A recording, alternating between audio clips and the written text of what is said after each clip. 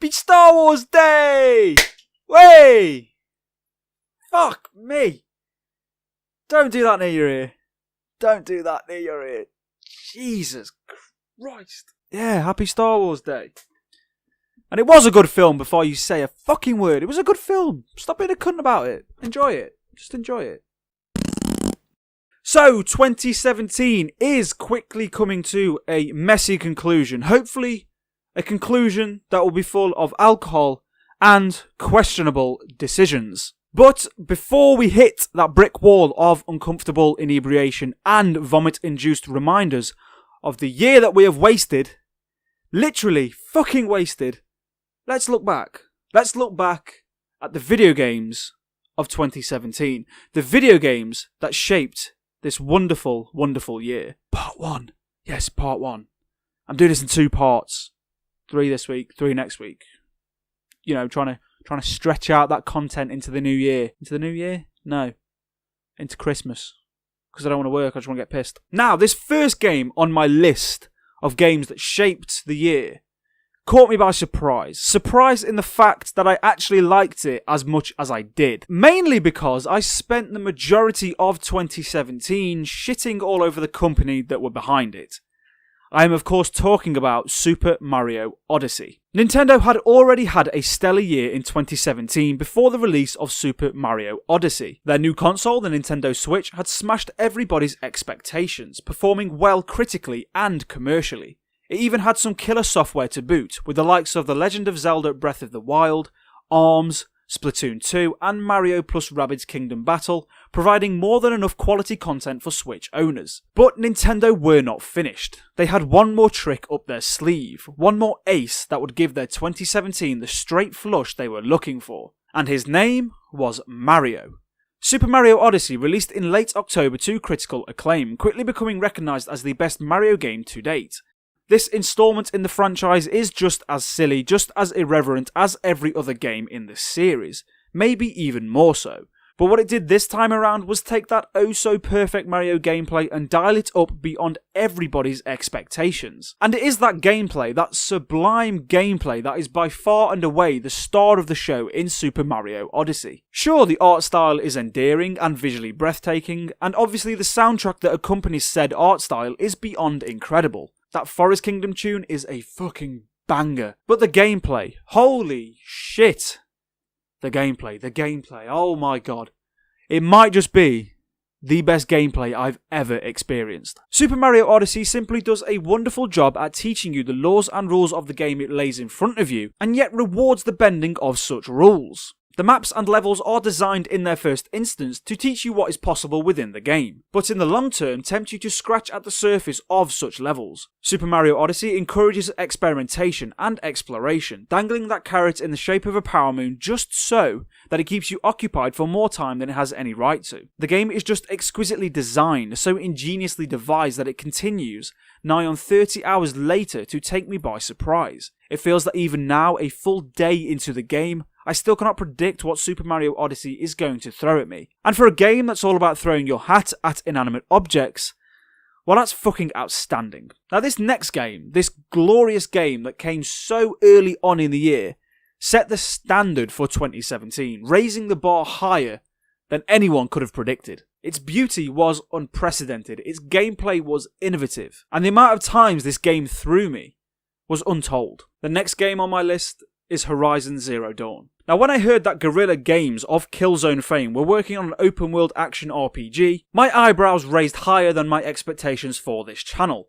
I was curious and a little skeptical of what the FPS powerhouse would be able to accomplish with this new IP. After all, Horizon Zero Dawn was a huge step away from what Guerrilla Games have been producing for over a decade, and whether or not they could pull off this ambitious project was a thought that lingered quite uncomfortably with me. I mean, sure, Guerrilla were experts at devising some first-person shooters where you run around some brown corridors and kill bin-bag ghosts with lasers for eyes. But making a vast open-world RPG, now that was a different challenge entirely. I mean, obviously, those early gameplay trailers did look impressive, but they did look a little too good to be true. So I went into Horizon Zero Dawn with bated breath, expecting very little of the game. However, in the early hours of February 28th, with my bleary eyes still glued to that South Korean television of mine, those doubts dissolved into nothing.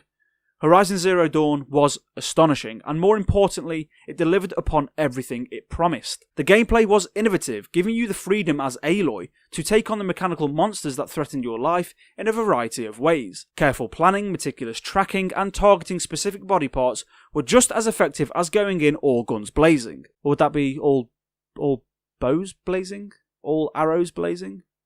All sticks blazing? This freedom deepened your bond with the game and the world it was set in, giving the player a real sense of agency. Each action had its consequence, and failing to be wary in the dangerous wilds of Horizon Zero Dawn would often lead to some untimely deaths. Even though the gameplay of Horizon Zero Dawn and the innovation that it offered the player were the main draw of the experience, there was another key component of the game that came up a close second, and that is the world itself. This is by far and away one of the most beautiful games on the PlayStation 4, an impressive accolade in itself given the scale of the game. It is a world that has foregone hope, that has been ravaged by machines, and seen the human race sent tumbling back toward the Stone Age. Remnants of a world that once was still linger, albeit engulfed by nature and taking on another form entirely. This aspect of Horizon Zero Dawn's world sucks you in, engulfs your mind with its dangerous allure, and piques your curiosity just enough to put the lethality of it all to the back of your mind. This perfect concoction is then laced with a story that imbues hope in a world full of dread. It is the story of Aloy, a young hunter that sets out to discover where she comes from and what happened to this world that she has come to love. Horizon Zero Dawn then is a masterpiece of a video game and a feat of sheer accomplishment from Guerrilla Games, who have now surely solidified themselves as one of the greatest contemporary developers. I mean, they shattered all expectations, and they did that with their first fucking try at this type of game. So just imagine what the sequel is going to look like. Now, this game on my list, this third and final game of part one of the games that shaped 2017. It's going to be a tough sell, but hear me out. Seriously, hear me out on this one. So yes, I know it's technically a game mode and not really a game, but this is in here for one reason and one reason alone, because PlayerUnknown's Battlegrounds couldn't be. The next game on my list is Fortnite Battle Royale.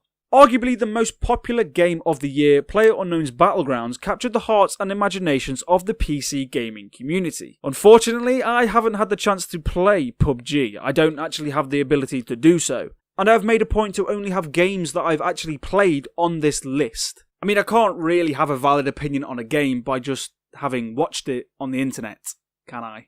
Although that does seem to be reason enough for a lot of people. Luckily for us lowly console gamers though, Fortnite, the fort building co-op save the world a bit like Left 4 Dead sim, brought that format over to the console gaming audience. Fortnite Battle Royale was their take on PUBG, on that Battle Royale game mode. And when I say their take on PUBG, what I really mean is a straight fucking rip-off. Because that's exactly what it was. It was a straight rip-off. It's the same game. It was literally the same goddamn game as PUBG. Same airdrops that started the game, same closing storm to narrow the field of play, and even the same gameplay mechanics, albeit with a light peppering of Fortnite's fort building mechanics to spice things up a bit. What this ultimately resulted in then was an experience that was, yes, heavily plagiarized, but still very similar to PUBG. Same in the way that it was just as captivating, just as tense, just as nail-biting as PUBG, if a little alleviated by that quirky art style. And that is why this has to be on my list of games that shaped 2017. Because Fortnite Battle Royale, in the absence of me being able to play PUBG, is my PUBG. And it is difficult to ignore how these games, more specifically how this genre of games, have had an impact in 2017. Not just on my personal gaming, but on the gaming culture as a whole. The creator they have left behind this year is undeniable. And at this point, I think it's almost rude to have a conversation about the most important game of 2017 without even considering the likes of PlayerUnknown's Battlegrounds or Fortnite Battle Royale. The 100-player every man for himself format resonated with people, more so than any other title has done in recent memory. There's just something to these games, something addictive, something that sings out to that innate survival instinct in all of us. The feeling inside of you that these games generate is exhilarating, almost guttural. It is so simple, yet so effective, and as such has become the focal point of many gamers' conversations in 2017. And the growing popularity of Fortnite Battle Royale and PlayerUnknown's Battlegrounds proved that resonance. It has cemented them into the current gaming zeitgeist. Cemented them so deep, in fact, that I suspect they are going to be around for a long, long time. And that, folks, was part 1 of my list of games that shaped 2017. Next week, I will have part 2 with 3 more games that I believe shaped 2017. Now, after I've done this final list, I've got this final list of 6 video games. 6 video games that I truly believe have come to define what video games meant in 2017. I will be following up that list with a selection of one of those games that will become the coveted Daryl Does video game of the year. And that will be coming in 2 weeks. 2 weeks' time. Just on the cusp of 2018. Just on the cusp. Just on the edge. Just on the tip. Just the tip of 2018. So what do you think of the selections I've made so far? What are your video games of 2017? What do you think has defined the year in gaming? Come and let me know down in the comments below or over on Twitter at DarylDoes. And until next time, my friends, The Last Jedi might just be the best Star Wars film to date.